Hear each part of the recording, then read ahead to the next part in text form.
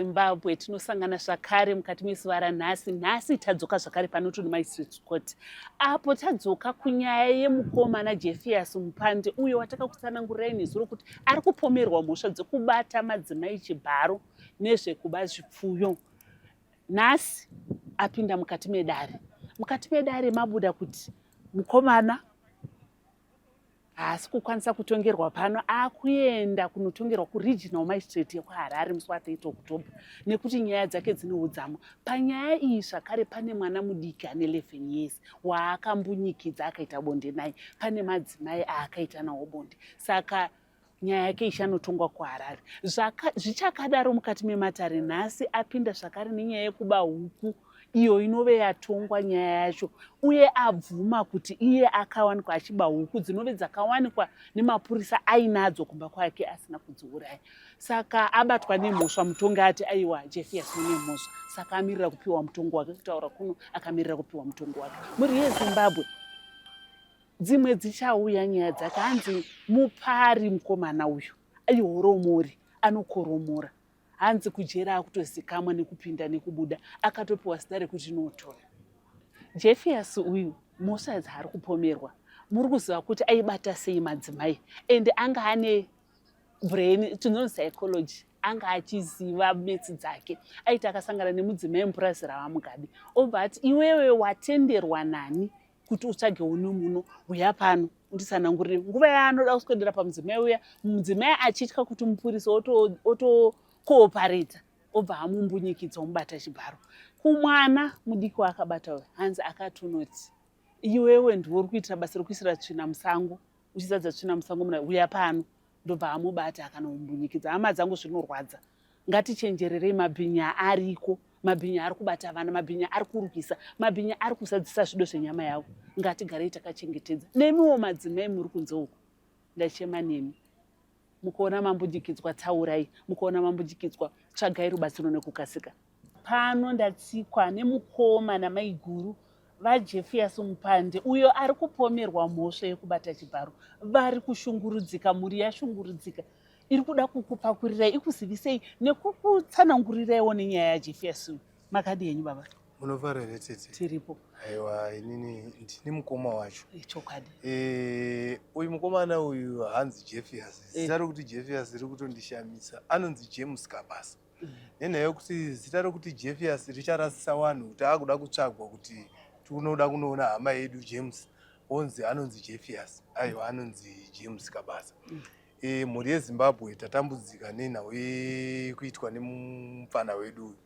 Tikutoshaya kuziva kuti urombwa here huri mukati medzinza ratakaberekwa kana kuti chii chiri kuitika pamusoro pemwana uyu.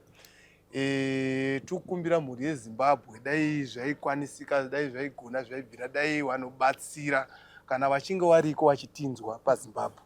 Taikumbira kuti dai matibatsirawo, nokuti kana tichizviona hatichaona sokuti zvinhu zviri normal. Inhau yokutoti please mhuri yeZimbabwe tibatsirei. Izvi hazvisi zvinhu zviri normal zvokuti munhu anonzi anorepa wakadzi 7, iwe 1 uchimutadzirira uchitomutiza mumba, onzi wakadzi 7, simba racho anenge achiriwana kupi? Saka ndiri kukumbira rubatsiro kumhuri yeZimbabwe. Ndiri mukoma wacho, ndiri kushungurudzika kune vanobatsira. Ndiri kukumbirawo kuti ngawatibatsirewo semhuri, femuri yedu kuzunguzika. Hazvina kumira mushe izvi.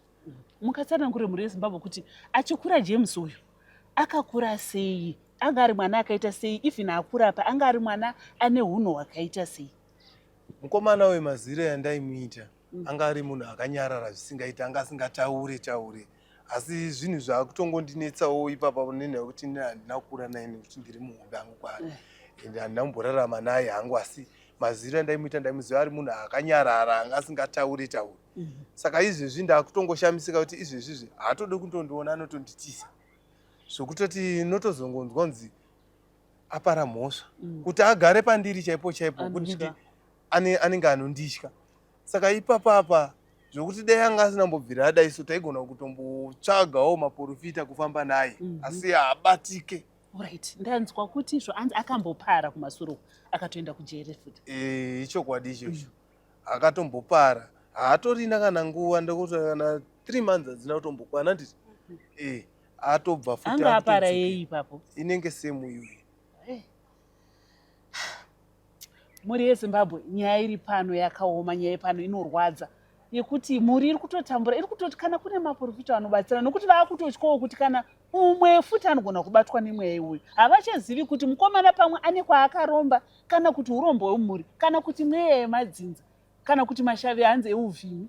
Hatichazivi kuti chi. Muri yeZimbabwe hanzi tiri kutokumbirawo kubatsirwa kune vana sekuru, vana profeti, maprofita emubani, maprofita emumatabanekeri. Hanzi tiri kutsvagawo rubatsiro semhuri kuti tinyatsonzwisisa kuti chii chadzudza pamukomana uyu, nekuti hanzi uchitomuona munhu akazvinyararira, very innocent. Ndanzwa vamwe vapupura vachiti hanzi acho respect, hanzi ane respect. Kana vekujere vapupura, vachengeti vekujere vakatoti kana tinaye paanosisevha hanzi anoshanda zvakanaka, anoteerera, munhu anonzi ari loya uya haana kana chipomerwa. Saka chanyanyodzudza pana James uyu chi. Muri yeZimbabwe hanzi Jeffias, hanzi anonzi James kabasa mukomana. Ngo nechichemo chimwe chete ichocho chokuti kana pane vanokwanisa kutibatsira vatibatsirewo, vatijekeserewo kuti imhepo chii, nokuti zvichida zvichabva pane iye zvichingoenda futi pane mumwe. Saka tikaramba takangonyarara kana tikashaya vanotibatsira, tongori dambudziko rinoramba richingoenda kumberi. Hatisizvadi mhosva yavo kana kuti pane humwe hushereketwa huripo. Ndozvega zvatoda kuti mutibatsirewo. Tinoda kubvunzawo mumwe mubvunzo wekuti pamhuri idzi dzakambunyikidzirwa madzimai, dzakambunyikidzirwa vana, ndanzwa kuti pane mwana wechidiki. Pane vamamboendawo here semhuri kuti munokumbirawo ruregerero kana mukwanise kutaura navo? Isu hapana vatatomboti taona, vatakangoona ndeve huku chete. Ava vese tingoita zvokunzwa zvokuti kumba kwachona vaisatombouya. Satoita zvokungotonzwa, asati atomboonana navo. Nemunhu anotitiza. Uyu munhu anototitiza kutondiona izvezvi zvaanototi anga kutoita zvekutora mwapa ndichitotaura naye. Akatonzi mukoma wako here zvikanzi. Saka zvimwe zvacho unozoona kuti hazvisinomawo zvokuti ndandichikumbira kuti Mwari wokudenga ngawatibatsire. Munzwisana yangu. Mwari wokudenga ngawatibatsire pamwana uyu nenhau yekuti mwana uyu akutoita kunge akagarwa, pane zviri kutoitika zvokuti uchitaura naye apa umbonzwisisa kuti angadai so. Izvozvi ndine hanzvadzi yangu inonzi Maitinashe wari kumusha uko. Fiona wokutanga mumba medu izvozvo ari kutoshupika kutadza kuziva kuti zviri kufamba sei. Nenyaya yebonde, akuda bonde. Nenyaya yehanzvadziyo. Ndoti mwana kauya ari kuda bonde rakawanda. Saka izvezvi wakutotambudzika kuti bhudhi todii. Baba watashinga chaiwa nototaura kuti mufana wangu ndikuchaziva toita sei chii, ngatimbofambe timboona kuti chii chiri pamunhu. Saka tokumbira mhuri yeZimbabwe tibatsireiwo, wanobatsira ngawatibatsireiwo nemweyo unoda. Foni, wanoda foni, wanoda kutibatsirawo nemweyo unoda. Foni nhamba dzoti 0788 72 3868. Tsokorodze 0788 72 3868. Ewa tinotenda. Muri yeZimbabwe mazvinzwira.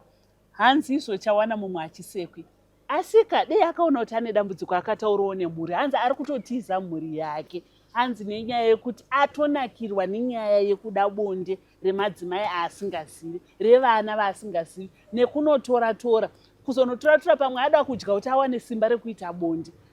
Hama dzangu, chimbori chii, ndadzoka zvakare mudare, chimbori chii chinokonzera izvi? Ngatiidzei tiipepete tiri pamwe chete muri yeZimbabwe. Tinzwisise kuti zviri kumbofamba sei mukati umu. Vana baba, tiudzei kuti ndizvo here zvokuti zvamaakunwa mazuva ano zvakangozara pamasocial media kuti chino zvinokudza, zvinopfupikisa, zvinopa mahlauzano mumuviri ekuita bonde, ndizvo here zvakonzeresa kuti zviitiko zvakadai zviwande mukati memhuri yeZimbabwe? Ndodzoka zvakare, haisi nyore kubatwa Chibharo. Trauma yeChibharo haiperishi kumanya. Ndatenda mhuri yeZimbabwe, ngatisanganei pachikamu chinotevera. Come to Raphael Signs, where we transform your everyday moments into extraordinary memories with our bespoke mug printing services. Whether you are looking to immortalize a cherished photo, celebrate a special occasion, or promote your brand with a personal touch, our high-quality custom printed mugs are the perfect solution, which are ideal for gifts and corporate giveaways. Choose Raphael Signs for your mug printing needs. Call us now on the number on your screen for a free quotation, or visit us at 91 Livingston Avenue, corner 8th Street, Shilo Building, Harare, Zimbabwe.